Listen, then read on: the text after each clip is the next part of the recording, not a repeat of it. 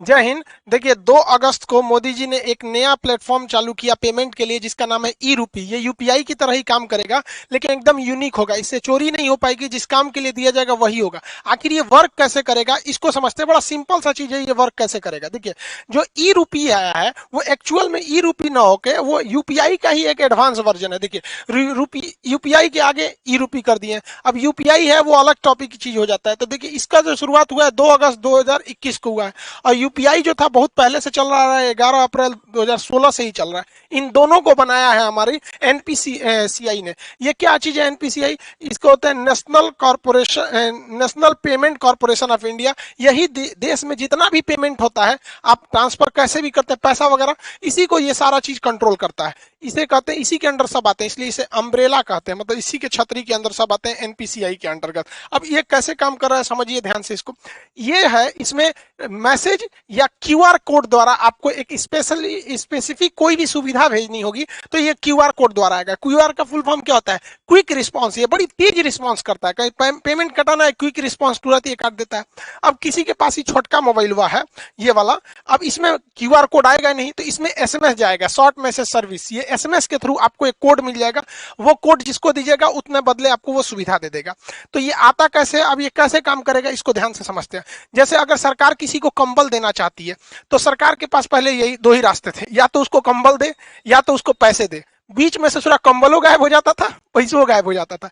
किताब देना चाहती है तो भाई कोई भी चीज, या कपड़ा देना चाहता है, खाना देना चाहती है, तो सरकार के पास यही रास्ते हैं। अगर सरकार खाना देगी तो दो कई तरह से घोटाला, लोग खाने का पैसा मार जाएंगे या खाने की क्वालिटी गिरा देंगे। अभी सरकार ने कहा था मास्क बांटने के लिए 20 रुपया की जगह पे 2 रुपया वाला मास्क बांट दिया था, 50 रुपया मास्क बोला था तो 2 रुपया वाला बांट दिया था। अलग अलग चीज में सरकार पहले देना कुछ चाहती है, वहां तक पहुंच नहीं पाता है। तो इसको ये पूरी तरह से खत्म कर देगा, क्योंकि ये स्पेसिफिक जिस पर्पज के लिए दिया जाएगा आप वही काम यूज ही कर सकते हैं, और जिसे दिया जाएगा वही यूज कर पाएगा। कैसे करेगा इसको समझिए। जैसे मान के चलिए ये एक किसान है भाई साहब, इनको, ये एक पर्सन है, इनको किस यूज के लिए सरकार पैसा देगी? सरकार ने इन्हें 1000 रुपया देना चाहती है कि आप जाके फर्टिलाइजर यूरिया वगैरह खरीद लीजिएगा। तो अगर इनको कैश पैसा दिया जाता तो कोई गारंटी नहीं थी कि वो यूरिया खरीदते कि कुछ और खरीद लेते। तो अब सरकार क्या करेगी, इनके मोबाइल पर 1000 रुपए का एक क्यूआर कोड भेज देगी। अब ये किसान सोचेंगे कि मान के चलिए, सोचा कि एक काम करते हैं, 1000 का यूरिया की जगह पे ना दारू खरीद लेते हैं शराब के दुकान पे।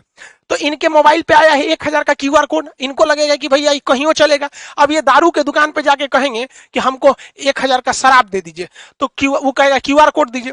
तो शराब के दुकान वाला जब क्यूआर कोड को स्कैन करेगा ना, तो उसमें ये इनवैलिड कहेगा। क्यों? क्योंकि इस सब के पीछे खड़ा है एनपीसीआई।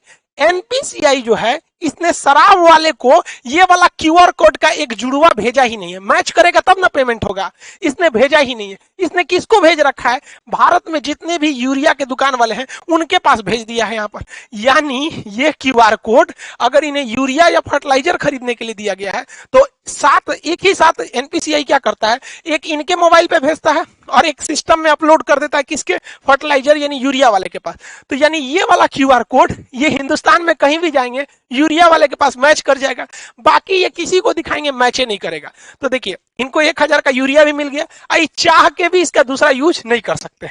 जैसे मान के चलिए ये बाबा है, इनको 2000 रुपए का इलाज कराने के लिए सरकार ने पैसा दिया कि भैया आप जाइए 2000 रुपए का इलाज करा लीजिएगा, ये फलाना दवा खरीद लीजिएगा, आपके बुढ़ौती के लिए काम आएगा। इन्होंने सोचा 2000 रुपया का हमारे पास क्या आ गया है, क्यूआर कोड आ गया है।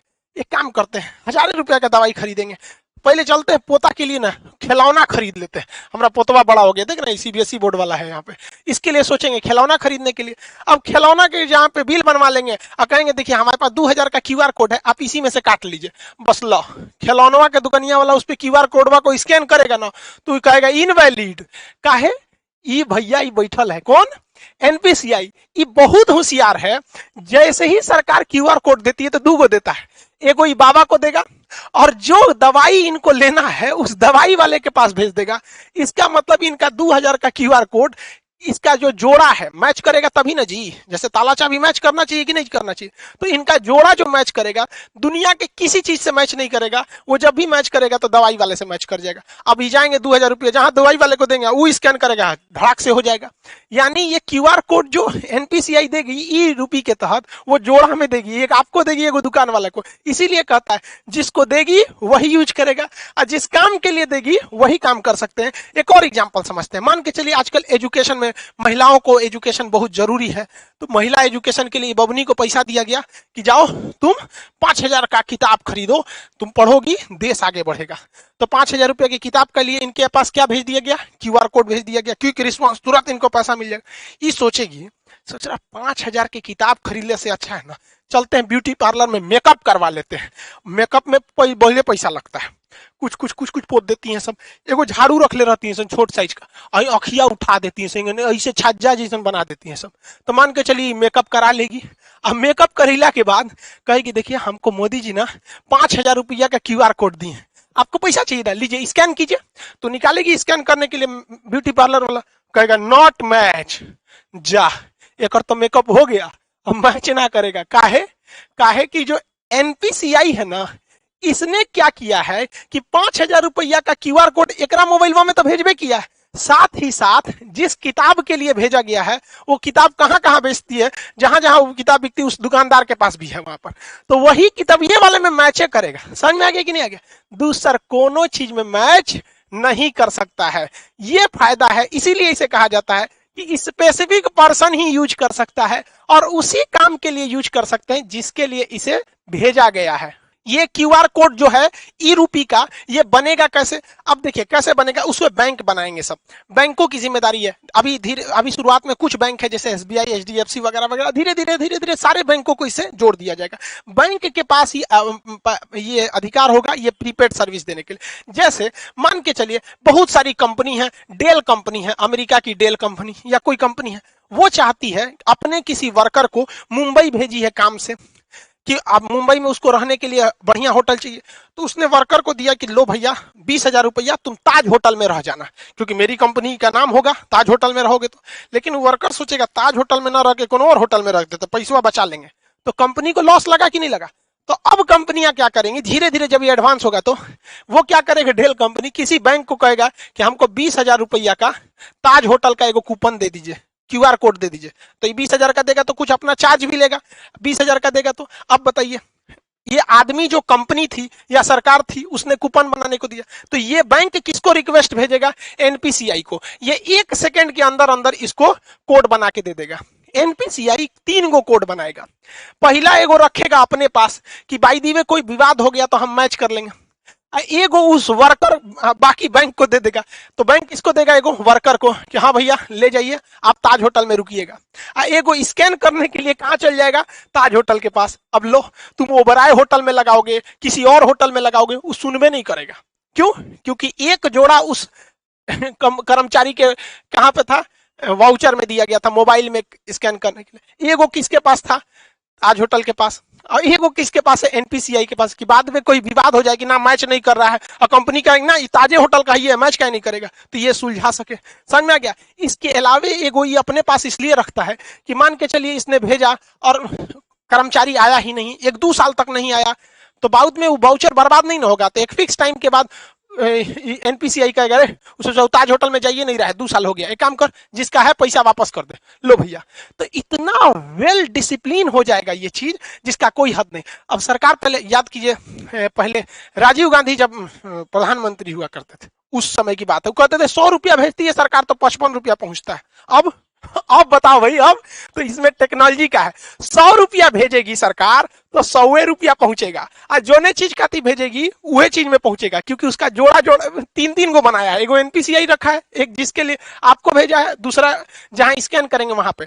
अब जैसे मान के चलिए किसी को, अब आप इतना तो समझ ही गए, अभी सरकार ने कुछ मंत्रालय को इसमें किया है, आगे जाके सारी चीजों को इसी से जोड़ दिया जाएगा, वही काम ही आ सकता है। कई ऐसे डिपार्टमेंट है सरकार के जहां सरकार देती है पेट्रोल भरवाने का पैसा कि लीजिए फलाना अधिकारी हैं आप, पेट्रोल भरवा लीजिएगा 10,000 का और दौरा कीजिए गांव गांव में विकास हो रहा है कि नहीं। तो सर अधिकारी क्या करते थे सब, घर में सुतते थे सर, अब पेट्रोलों का पैसा बेच देते थे सर।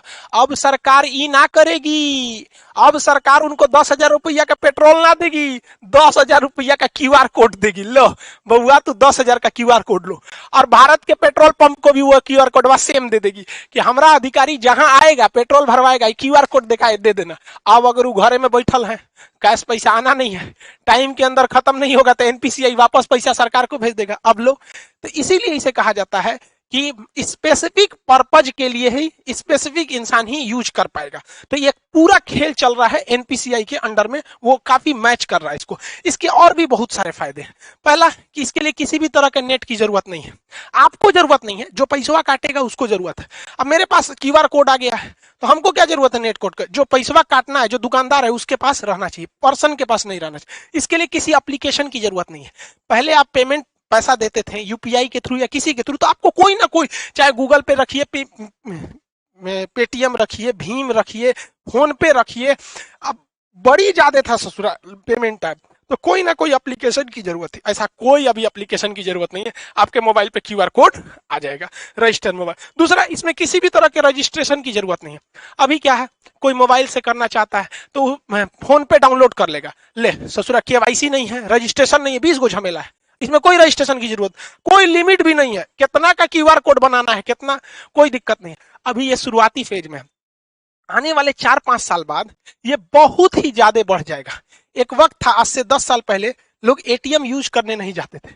एगो बैंक का एटीएम था ससुरा, कौन बैंक का था, आईसीआईसीआई का था कि एचडीएफसी का, उसमें हम आज से 10-12 साल पहले एटीएम का कड़वा लगाए थे, तो अंदर लेके चल गया था, धक धक करने लगा था, सोचा हमारा कड़वा अंदर ले गया, देगा कि नहीं देगा। लेकिन आज देखिए एटीएम कितना फेमिलियर हो चुका है, तो धीरे धीरे ये भी काफी फेमिलियर हो जाएगा। अब आप समझ गए कि ये स्पेसिफिक काम में ही इसे यूज किया जा सकता है। आने वाले वक्त में सारे लोग अब ऐसे ही करेंगे। जैसे कोरोना में किसी को आपको खाना देना है, तो एक काम कीजिए, आपको मान के चलिए दिल्ली के लोगों को खाना देना है, तो आप क्या कीजिए, 1000 क्यूआर कोड बना लीजिए, और उस क्यूआर कोड का एक कॉपी तो एनपीसीआई के पास रहेगा, आपको दुइये को ना मिलेगा। तो आप क्या कीजिए, उस 1000 क्यूआर कोड को दिल्ली के होटल को दे दीजिए, और बाकी बचा को 1000 जनता को दे दीजिए। तो वो क्यूआर कोड कहां जाएगा, होटल में, खाइबे करेंगे, बाकी तो पैसा मिलेगा नहीं। तो जिस काम में जाएंगे अब पैसा वहीं यूज होगा। बहुत बहुत धन्य है भैया ये टेक्नोलॉजी जो आया, अगर ये टेक्नोलॉजी नहीं रहता, नेट इतना नहीं रहता, तो बहुत ये सब चीज बहुत मुश्किल थी। और एक तरह से अगर आप देखेंगे ना, तो डिजिटल इंडिया का यही फायदा है। और डिजिटल इंडिया को सफल बनाने में सबसे ज्यादा अगर कोई योगदान है तो जियो ने जो शुरुआत में फ्री दिया, लोगों को इतना ना आदत दिला दिया कि लोग अब डिजिटल हो गए। पहले डाटा बहुत महंगा मिलता था, 999 में 1 GB ऐसे करके 3G मिलता था, और रात भर अगर डाटा ऑन हो गया, सुबह उठते आदमी देखता था डाटा ऑन, अरे बाप मर गए रे ससुरा, सब उड़ जाएगा। आज कोई टेंशन ही नहीं, सबका डाटा हमेशा ऑन रहता है। तो इसमें जियो ने भी बहुत ज्यादा योगदान दिया है, दुनिया में सबसे सस्ता डाटा हम लोग को देकर। आई होप आप इसको समझे होंगे। मिलेंगे नेक्स्ट क्लास में। जय हिंद।